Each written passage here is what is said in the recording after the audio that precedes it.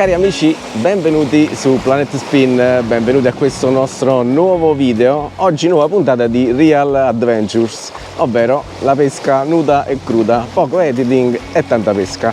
Oggi vi porto con me in questa battuta di pesca dove il target è il barracuda, anche se l'obiettivo principale di questa pescata è mettere alla prova, testarla in pesca, la mia nuova canna, la Favorite X1 SV 20-50 grammi. Come target il barracuda diciamo che è ampiamente nel range della potenza di questa canna. Mi trovo nella zona di Napoli, siamo in una scogliera artificiale, siamo andati incontro al tramonto, ci facciamo un paio d'ore di pesca, facciamo fare il bagnetto alle nostre esche artificiali e venite con me in questo video, in questa avventura di pesca. Speriamo di divertirci e di fare qualche bella cattura. Vi spiego un po' come si svolge la pescata, vi faccio vedere le esche, l'attrezzatura e poi speriamo di fare anche qualche bella cattura. Andiamo!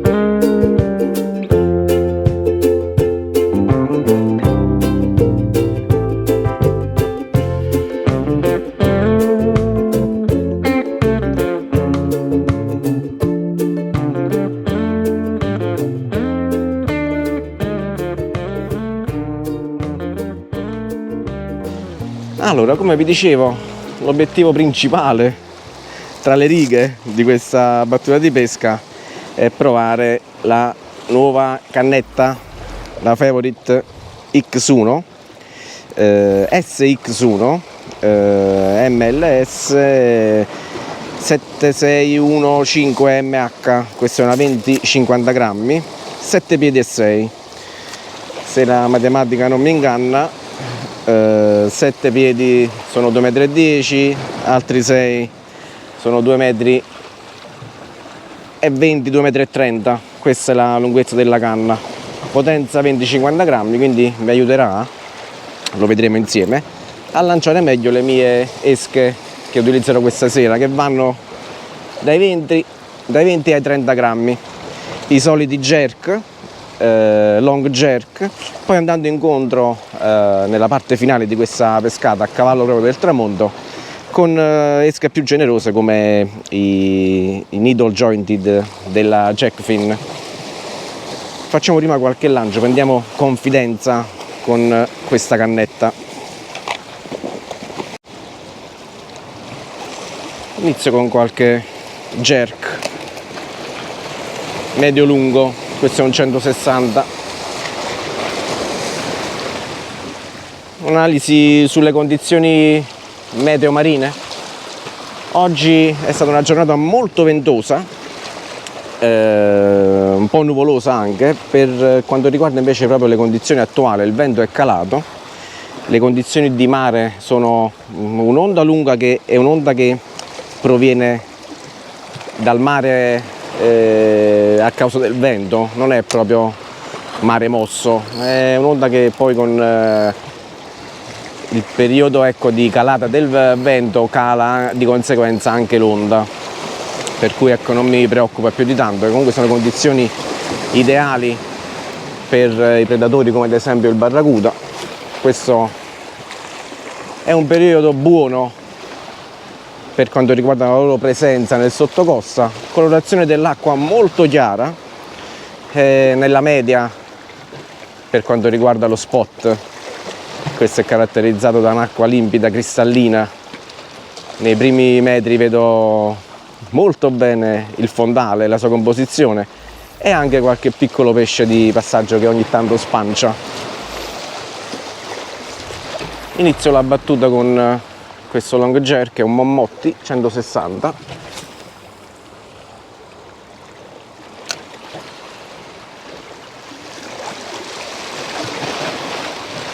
Recupero abbastanza lento, movimentato, jerkato. Faccio qualche lancio a ventaglio qui sullo spot per vedere se c'è segno di attività, tocche, inseguimenti, cacciate. Vediamo come va questa battuta di pesca. Iniziamo a lanciare.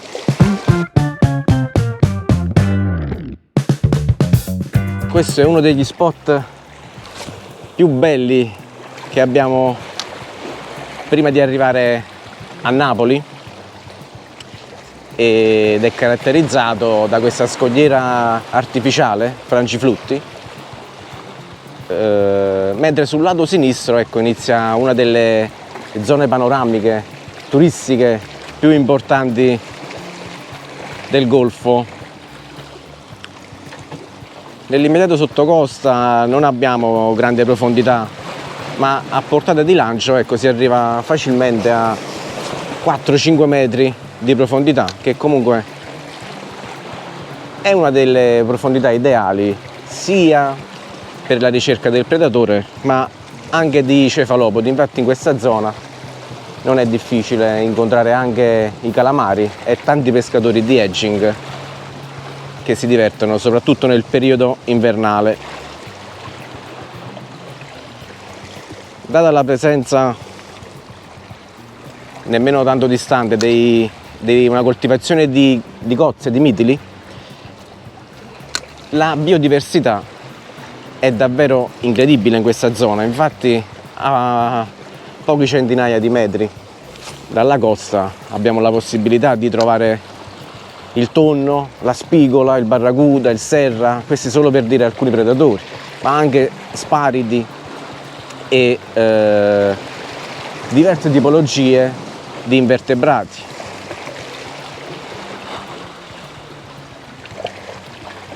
Una zona molto molto pescosa, ma purtroppo come tutte le zone molto sfruttata dal punto di vista anche della presenza di reti sottocosta, di pseudo professionisti, ma purtroppo questo è un dato con cui abbiamo a che fare non solo nella zona della Campania ma un po' in tutto lo stivale. Purtroppo molte volte i pochi controlli favoriscono l'insorgere di queste tipologie di predatori del mare. Un'altra caratteristica molto interessante di questo spot è che di fronte a noi abbiamo capri, che si vede davvero bene nelle zone, nelle giornate dove non c'è foschia. Davvero un colpo d'occhio eccezionale.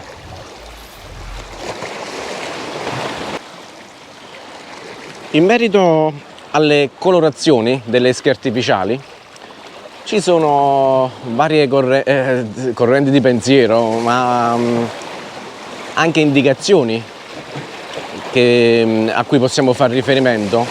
Esiste già un video realizzato di recente sul canale YouTube Planet Spin Fishing in merito ai colori, però ecco, ribadiamo ancora il concetto che secondo me è quello giusto da tenere in considerazione nella nostra scelta. Dobbiamo avere una diversa tipologia di modelli di esche artificiali e anche di diverse colorazioni. Questo per andare a risolvere delle battute di pesca che in alcune condizioni, ecco, sono condizionate anche dal modello e soprattutto dal colore delle nostre esche artificiali.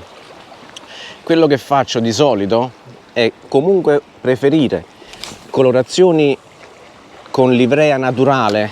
Livrea naturale voglio dire, intendo quelle tipiche del pesce foraggio a cui si ispira l'esca artificiale, sarda, sgombro, aguglia, cefalo, soprattutto in condizioni di acqua chiara, trasparente, di giorno, come in questo caso. Andando poi incontro alla notte, solitamente io faccio uno switch, ovvero passo dalle gradazioni, dalle livree naturali a quelle accese, a quelle glow, a quelle acide, a quelle fosforescenti, perché secondo me hanno un potere attrattivo maggiore nei cambi di luce e soprattutto di notte. Non solo mie esperienze, ma diciamo sono nozioni acquisite sugli spot di pesca, vedendo anche altri pescatori e i risultati proprio che siamo riusciti ad ottenere facendo questa rotazione dei colori. Lo stesso discorso vale molto spesso anche nell'edging, anche se per quanto riguarda i cefalopodi ci sarebbero da fare considerazioni molto differenti, in parte dovute anche al fondo su cui facciamo muovere i nostri edgi, mentre con le esche artificiali in tanti casi l'azione di pesca non arriva fino al fondo, ma si limita dalla superficie fino al metro, metro e mezzo, tranne che noi non utilizziamo esche sinking e facciamo lavorare negli strati più profondi.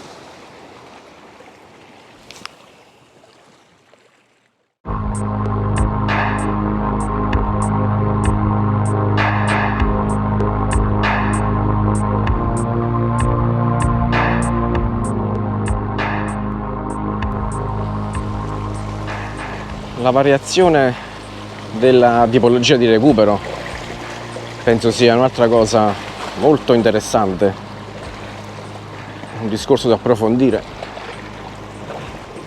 perché in tanti casi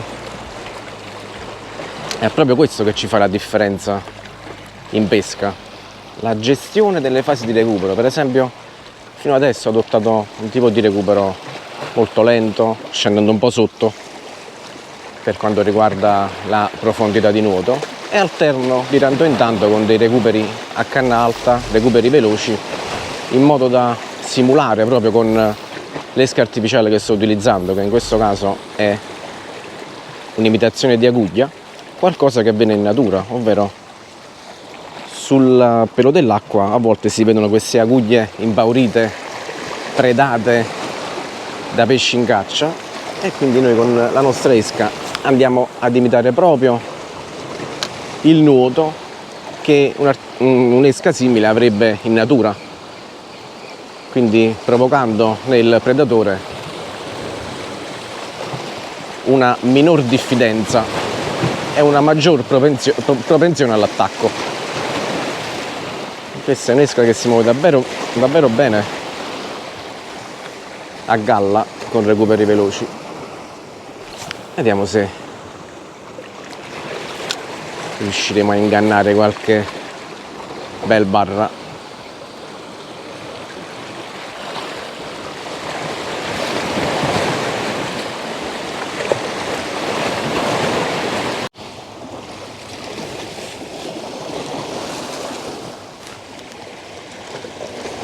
Il sole sta calando e anche le temperature.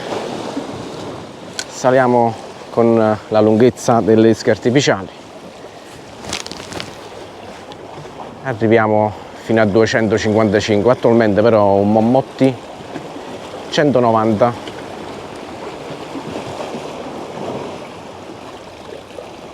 Vediamo un po' se piace.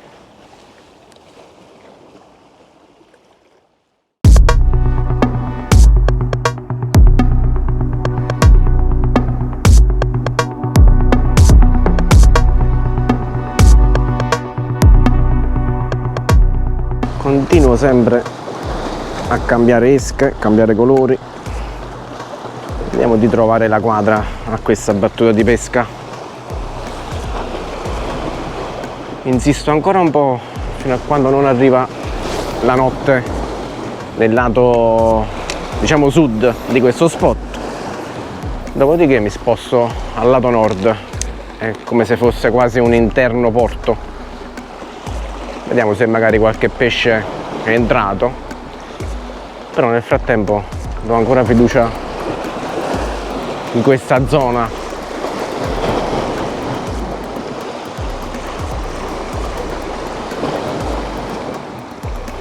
Dove ci sono tutte le condizioni giuste perché un barracuda si faccia vivo.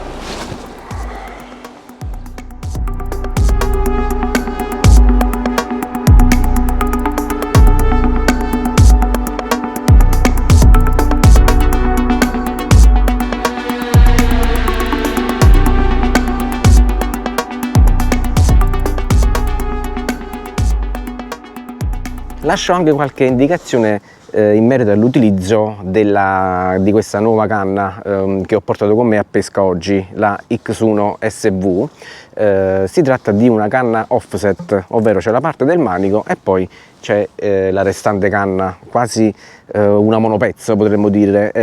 La cosa diciamo più interessante è che ha le caratteristiche molto simili ad una monopezzo, con la comodità del trasporto che è tipico delle canne a due pezzi, per cui ecco, questa tipologia di canne la preferisco soprattutto per questo motivo. Una canna secondo me dal giusto rapporto qualità-prezzo, che riesce a lanciare, gestire esche fino a 30 grammi, almeno quelle che ho utilizzato oggi, anche se la schiena è abbastanza potente e mi dà l'impressione di poter gestire ampiamente esche più potenti come peso. Ancora non l'ho provata con qualche preda, ecco, per questo mi limito a dare solo delle indicazioni in merito all'utilizzo delle esche artificiali. È una canna abbastanza sensibile, tuttavia il carbonio di cui è realizzato e l'anellatura collocano questa canna nel giusto rapporto fra qualità-prezzo, percepita anche da chi è agli inizi in questa tecnica di pesca, però con degli spunti molto interessanti anche per chi è già più pratico, di chi già mastica un po' di spinning. La utilizzerò sia nella pesca da riva e soprattutto nella pesca da barca, quindi seguiranno ancora alcune uscite dove vi parlerò di questa canna, elencando ovviamente quelli che sono i pregi e i punti da migliorare. Dopo aver aspettato il tramonto sul lato diciamo sud di questo spot, faccio ancora qualche lancio sul lato interno, una sorta di ambito portuale. Al momento non si registrano catture, ma un timido attacco che non so nemmeno ben decifrare cosa potrebbe essere stato. Penso più un calamaro che un piccolo barra. Faccio ancora qualche lancio qui all'interno. Tuttavia penso che il periodo buono per quanto riguarda il periodo della giornata è passato e le possibilità di strike si riducono tantissimo. E vi ricordo che sullo shop Amazon è disponibile la guida dedicata alla pesca spinning in mare, aggiornata al 2025 con tante sorprese e tante informazioni in più rispetto alle passate edizioni. Che dire, grazie a tutti per la visione di questo video, noi ci vediamo il prossimo, sempre qui su Planet Spin Fishing. Non dimenticatevi di iscrivervi al canale per restare aggiornati con i prossimi inserimenti e da Luigi è tutto. Ciao ragazzi, alla prossima!